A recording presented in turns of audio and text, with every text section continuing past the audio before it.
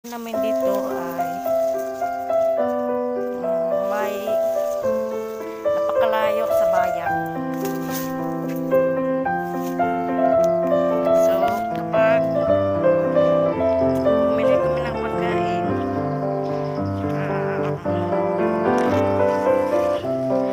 isa lang sa isang linggo. Tamaan na tayo.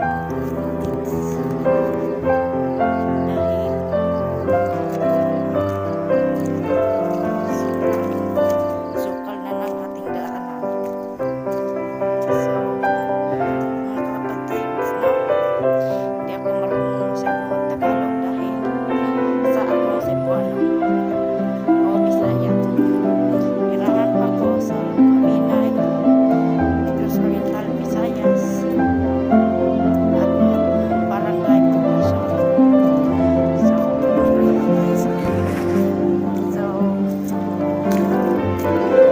tatawid tayo ng ilog, guys. Cut muna natin, guys. So guys, tatawid na tayo ng ilog. Naririno yung bayo. Na po, masyadong lumaki ang tubig, guys. Yan.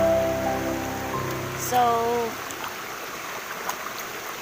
as usual, madaming isda dito ka. Pero, yung mga maliliit lamang. Hindi yung mga karpa, ito, yun. Punta na tayo sa lake.